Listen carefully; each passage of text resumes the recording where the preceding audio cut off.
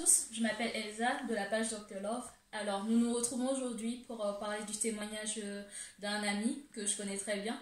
Et ce témoignage est lié aux relations amoureuses. Vous savez que depuis quelques semaines, nous parlons des relations amoureuses, de qu'est-ce qu'il convient de faire, de ne pas faire. Et vous avez eu mon témoignage récemment par rapport à des expériences que j'ai vécues par le passé. Alors aujourd'hui, on va se tourner vers un ami à moi qui s'appelle Rocky. Vas-y Rocky, je te laisse te présenter. Voilà, bonjour à tous, je m'appelle Rocky, 31 ans. Et puis je me suis converti dans l'évangile, ça fait 2 ans maintenant. Et puis, comment dire, ma foi a débuté dans une vie de délinquance, de trafic de drogue, dans beaucoup de choses. Et j'ai rencontré le Christ dans ma vie, qui a tout changé, qui m'a délivré, qui m'a fait de moi un nouveau-né, quelqu'un de nouveau, personne nouvelle. Et j'ai pris mon baptême il y a 2-3 mois. Et vraiment, je vis des bonnes expériences avec le Seigneur. J'apprends à lui faire confiance. C'est un cheminement, voilà. Je garde ma confiance en lui. Et concernant d'avoir cette relation, de trouver notre conjointe qui nous convient, c'est vrai que c'est important. Parce que Dieu a créé l'homme et la femme. Et nous formerons une seule chair ensemble. Mais voilà, j'aimerais dire quelques critères, quelques enseignements qui correspondent à la vie d'un couple, de trouver son conjoint à l'avenir. Je pense qu'il est bon de remettre toutes choses entre les mains du Seigneur, car il a tous ses projets entre ses mains. Et je pense qu'il est bon de ne pas se précipiter surtout, de grandir dans la foi, de regarder aux choses d'en haut d'abord, et toute chose nous sera donnée d'ici-bas. Ayons les regards fixés sur Jésus, c'est important. Parce qu'il est fidèle pour nous donner toutes ces bonnes choses. Je pense qu'il faut déjà grandir dans la foi. Déjà avoir cette confiance en lui qui nous mettra quelqu'un sur notre chemin. Et, comme je disais tout à l'heure, de ne pas se précipiter. On arrive à discerner, à être sensible au Saint-Esprit, lui demander. Et de pouvoir discerner, c'est pas parce que c'est une fille, une sœur qui est chrétienne ou un frère qui est chrétien que ça y est, elle est faite pour nous. Non, il est bon, c'est important d'avoir une sœur qui est chrétienne ou un frère qui est chrétien. Mais il faut apprendre à se connaître d'abord. D'abord à s'approcher, à pouvoir mieux se connaître, en priant ensemble, partageant des expériences ensemble. Et tout doucement, je pense que le Seigneur nous guide. Le Seigneur nous guide en le plaçant dans la prière, bien sûr, c'est important, mais pas se précipiter. Parce qu'après, il peut y avoir des regrets, il peut y avoir des conflits, il peut y avoir des divorces, et tout ça, ça ne vient pas de la volonté de Dieu. Alors, le meilleur conseil que je vous donne, c'est ce que moi ce que je vis en ce moment. J'ai rencontré une fille qui s'appelle Ornella, partie des filles des gens du voyage, qui est chrétienne. Ça fait 10 ans qu'elle est baptisée, elle appartient à Dieu. Et puis, tout doucement, ça s'est fait, voilà, je commence à faire sa connaissance. Et puis, déjà, qu'elle vous plaît, c'est important. Qu'elle vous plaît ou qu'elle vous plaise, c'est déjà très important, qu'elle soit chrétienne. Les 2 premières choses. Et ensuite, on a commencé à sympathiser ensemble, en mettant tout ça entre les mains du Seigneur. Et puis, ce qui concerne le mariage, je ne me précipite pas, excusez-moi. Mais je laisse faire le Seigneur quand je serai prêt, quand il me parlera. Bien sûr, pas attendre des années non plus, parce qu'on a besoin d'un soutien.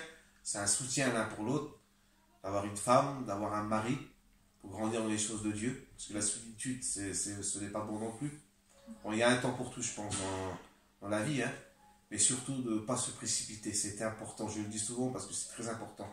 On peut faire des erreurs, et après, il peut y avoir des conflits avec les familles, l'entourage. Et ça pose aussi problème dans l'église aussi. C'est vrai, il y a un froid. Alors voilà, je remets mon petite expérience tout de suite. Moi, ça se fait avec un cheminement, je la découvre chaque jour. J'apprends de elle. Au moins, le jour du mariage, je ne serai pas surpris. Voilà, je la connaîtra mieux. Et puis voilà, je serai avec qui je m'aurai engagé. Voilà. Mais justement, tu me parlais justement il n'y a pas longtemps de ton témoignage, que tu as été avec une personne pendant 5 ans justement. Ouais. Et tu peux nous dire qu'est-ce qui s'est passé, pourquoi est-ce que justement tu n'es plus avec cette personne et qu'est-ce qui n'a pas marché? D'accord.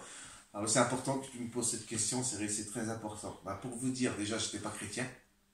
Je n'appartenais pas à Dieu. Et puis, vous savez qu'on n'appartient pas à Dieu, ben, on fait avec nos pensées à nous humaines, selon notre chair, selon nos envies, nos passions. Et puis, ben, au début, tout a été beau. Et puis, il y a eu un moment que ça a été compliqué. Ça a été les disputes. De voir cette personne qui n'était pas, il y a des choses qu'elle n'était pas comme moi. Parce que je pense que j'ai pas pris le temps de la connaître, pas pris le temps de pas mieux la connaître et puis de apprendre vraiment qui j'étais aussi, quoi. Ouais. Et j'ai pas mis ça entre les mains du Seigneur. Pourtant, je croyais en Dieu. Et puis, ça a abouti vraiment à des mauvaises choses, à un divorce, à des conflits, à de la haine. C'est pour ça que je vous dis tout à l'heure que le Seigneur m'a délivré de beaucoup de choses, de beaucoup de haine, de pas mal de choses. Et là, je vois la différence maintenant d'avoir débuté une nouvelle vie en Christ. Ouais. Et puis de remettre tout ça entre les mains du Seigneur. Et c'est différent, je pense que c'est vraiment différent. Ouais. Puis voilà, la raison, c'est que toujours placer le Seigneur au centre. Parce que sans lui, on ne peut rien bâtir. Parce qu'il dit aussi dans sa parole que sans moi, vous ne pouvez rien. Et c'est vrai, sans lui, on ne peut rien. Voilà, c'est important. Mais justement, j'aimerais que tu parles aux spectateurs et que tu leur expliques pourquoi est-ce que tu estimes que vivre sa relation avec une personne de l'autre sexe et tout, avec Dieu, est différente de quand tu la vis sans Dieu, en fait. Qu'est-ce que tu as vécu dans ta relation passée qui pourtant avait l'air bien et tout, mais que tu estimes qui n'était pas forcément complémentaire comparé à la relation que tu vis aujourd'hui? C'est quoi la différence et vraiment, qu'est-ce que tu peux vraiment nous dire là-dessus? Bah, la différence, c'est que déjà, hein, on va parler ouvertement, c'est important, c'est que déjà, dans la vie chrétienne, tout de suite, on se respecte l'un à l'autre. C'est important, c'est vrai. On n'est pas chrétien, on vit dans une débauche, c'est vrai, on veut faire des choses impures, on peut dire ça, avoir des relations sexuelles l'un à l'autre. On ne va pas attendre de se marier, vous voyez très bien. On ne va pas attendre de se marier, et il y a une sacrée différence. La femme peut tomber enceinte, on n'est pas sûr de la prendre, on doute, elle se retrouve avec un enfant. Et tout ça, ben, c'est pas du tout la gloire de Dieu. Et ça ramène des conflits, ça rend la personne malheureuse, et de soi-même en tant que garçon. Je pense pas qu'on est fier d'avoir un enfant et puis de pas être marié avec sa mère. C'est vraiment compliqué. Et je pense que dans la vie chrétienne, il y a un respect, il y a une attente, on apprend à être patient. Et le jour du mariage, eh ben, le jour quand ça doit se passer, ben, c'est différent, on prend plaisir. C'est vachement différent, c'est plus pareil, il y a une attente. On le savoure, on peut dire ça comme ça, oui. Parce que, voilà, on a tout mis entre les mains de Dieu. Il y a le respect, il y a la fidélité, il y a cette droiture, cette sagesse. Et ça nous emmène à des bonnes choses. Voilà, la précipitation, ce n'est pas bon. L'égarement, on peut dire ça comme ça. Voilà. Puis il y a des formations aussi qu'on peut regarder sur Internet. C'est vrai. Les 7 critères. Et nous, on est là aussi avec la sœur pour éclairer aussi nos expériences. Ouais. Allez voir, c'est important. Il y a des bonnes formations là-dessus. Des bonnes prédications aussi qu'on doit écouter, que j'ai aussi écouté de ma part. Ouais. Voilà. Puis que notre cœur soit prêt. Et puis on a vraiment de l'amour pour la personne, surtout. C'est important. C'est vrai.